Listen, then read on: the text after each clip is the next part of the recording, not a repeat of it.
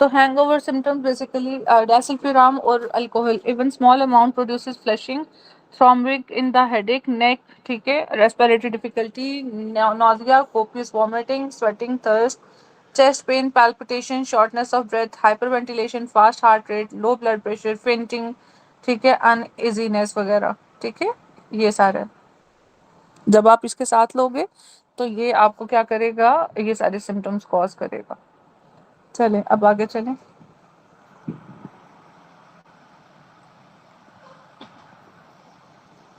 Basically होगा क्या ना, मेटाबॉलिज्म नहीं होगा ना पीछे, तो वो इकट्ठा होता जाएगा ये। ओके, इस चीज को याद रखना है। आगे ये नहीं बनेगा, मेटाबॉलिज्म नहीं होगा तो जब ये एक्यूमुलेट होगा तो सिम्टम्स वर्सन अप होंगे। ओके चलें आगे। अच्छा जी, ये हमारे पास कल हमने ग्लाइकोजन पढ़ा था, ठीक है, ग्लाइकोजन स्टोरेज डिजीजेस पढ़ी थी। तो बेसिकली ग्लाइकोजन दो चीजें होती हैं, एक होती है ग्लाइकोजिनोलाइसिस, एक होता है ग्लाइकोजेनेसिस। तो मुझे बताएं डॉक्टर मेहरीन के हमारे पास एपिनेफ्रीन और ग्लूकागॉन प्रमोट्स व्हाट, ग्लाइकोजिनोलाइसिस और ग्लाइकोजेनेसिस। ग्लाइकोजेनेसिस।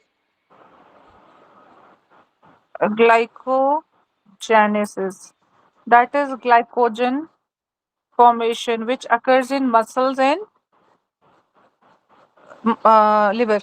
लिवर में कौन सा एंजाइम रिस्पॉन्सिबल है और मसल्स में? आपने बताया था एल्डोस बी। ओ अच्छा सॉरी। ठीक है, कोई बात नहीं कोई बात नहीं। लिवर में G6P होता है और इसमें मसल्स में क्या नहीं होता, ये नहीं होता, इसकी जगह पे बल्कि क्या होता है?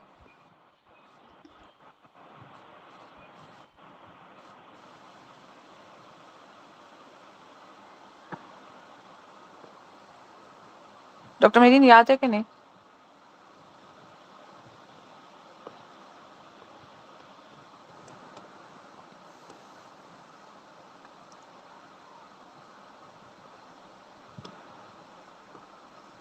जी डॉक्टर मेहरीन।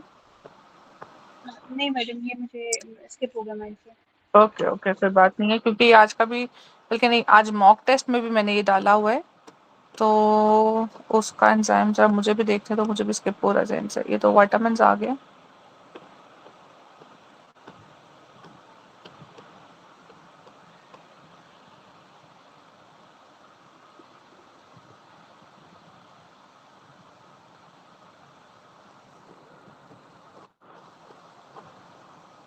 ठीक है, यहाँ पे है नहीं, मैंने बताया ही नहीं था इसलिए आपको याद ही नहीं है, ठीक है, दिस इज द रीजन।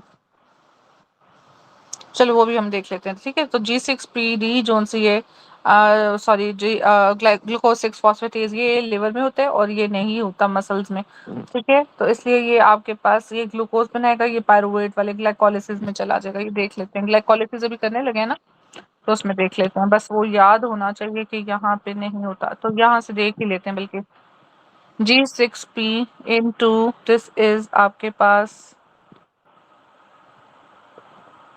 उधर था आपके पास ग्लूकोज 6 फॉस्फेटेज एंजाइम, ठीक है, यहाँ पे। तो यहाँ पे आपके पास काइनेजेस होती हैं, काइनेजेस होती हैं, हेक्सोकाइनेज और फ्रुक्टोकाइनेज वगैरह, ठीक है। अच्छा चलो खैर वापस आ जाओ।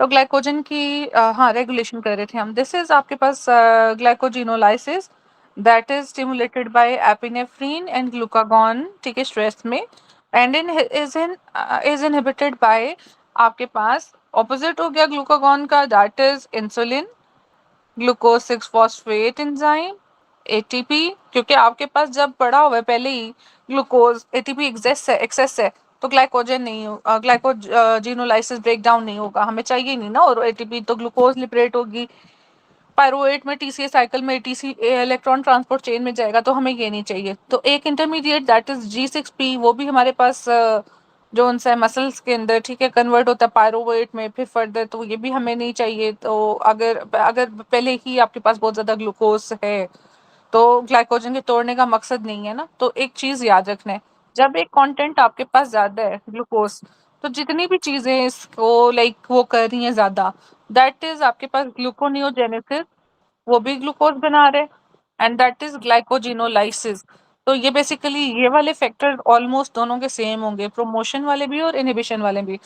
दिस इज द अपना रेगुलेशन ऑफ ग्लाइकोजन, ठीक है। ये एमसीक्यूज पूछता है वो कौन इनहिबिट कर रहे हैं और कौन प्रमोट कर रहे हैं। और जो एमसीक्यूज अक्सर दिए होते हैं दैट इज आपको ग्लूकागॉन और एपिनेफ्रिन इकट्ठा दिया होता है, इधर से इंसुलिन और ग्लूकोज, ठीक है, ये दोनों चीजें दी होती हैं।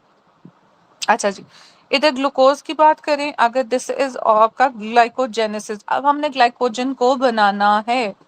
ग्लाइकोजन को बनाने में कौन हेल्प करेगा? That is glycogenesis is the formation of conversion of glucose into glycogen, ठीक है। हमें ग्लाइकोजेनेसिस चाहिए, ज्यादा ग्लाइकोजन बनाना है। इंसुलिन का काम क्या है और ग्लूकागॉन का काम क्या है? ग्लूकागॉन का काम है कि इंक्रीज करेगा वो ग्लाइकोजन फॉर्मेशन को, ठीक है। एक सेकंड यार, गलत बता रही मैं। हाँ जी, ग्लूकागॉन का बच्चों काम क्या है?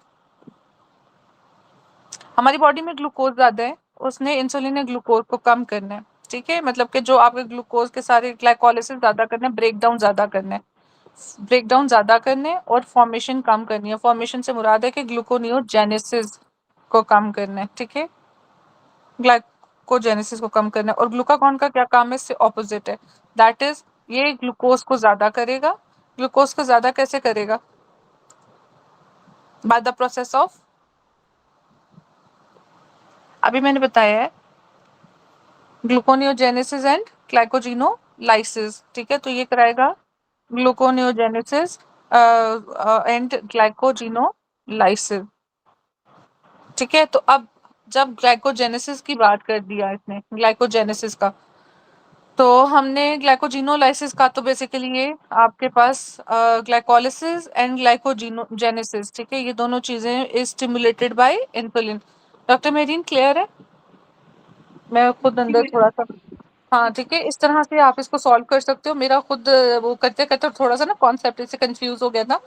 तो एक चीज याद रख लो, आपने ना इस तरह को रिलेट करना है, जैसे हम एक पॉइंट तक पहुंचे हैं, पहले आपको पता होना चाहिए इंसुलिन इज द थिंग कि बॉडी में ग्लूकोज ज्यादा होता है, इंसुलिन रेजिस्टेंस हो जाता है, ठीक है। तो इंसुलिन उसको यूटिलाइज नहीं कर पा रहा होता।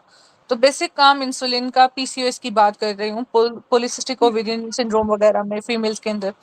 अच्छा, तो ये क्या करता है इंसुलिन? बेसिकली ग्लूकोज के लेवल को कम करके एडिपोज की जो है, ठीक है, लिपिड्स वगैरह उसको लोअर करके, ठीक है, तो बेसिकली वो सारी चीजें लिपिड्स को यूटिलाइज करके, इसमें ओबेसिटी वगैरह भी हो जाती है ना, इंसुलिन रेजिस्टेंस इसी वजह से क्रिएट हो रहा होता है। तो basically insulin is regulated by जब आपके पास लिपिड की यूटिलाइजेशन हो और साथ में जो ग्लूकोज है उसकी यूटिलाइजेशन हो। हमें ये भी पता है कि अल्टीमेटली क्या होता है कि इधर से लिपिड्स और सारा ग्लूकोज वाले मेटाबॉलिज्म पाथवे में कन्वर्ट हो रहे होते हैं। तो इसलिए ये सारा जो ग्लूकोनियोजेनेसिस नॉन कार्बोहाइड्रेट सोर्स है, ठीक है, कीटोन बॉडीज का, आपके पास एल्डिहाइड का, ग्लाइसरोल का, ये अल्टीमेटली ग्लूकोनियोजेनेसिस में दैट इज ग्लूकोज की फॉर्मेशन में।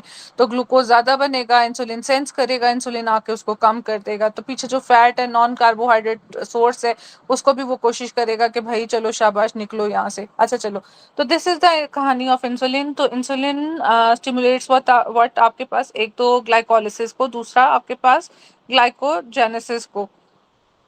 यार एक सेकेंड डॉक्टर मेरी,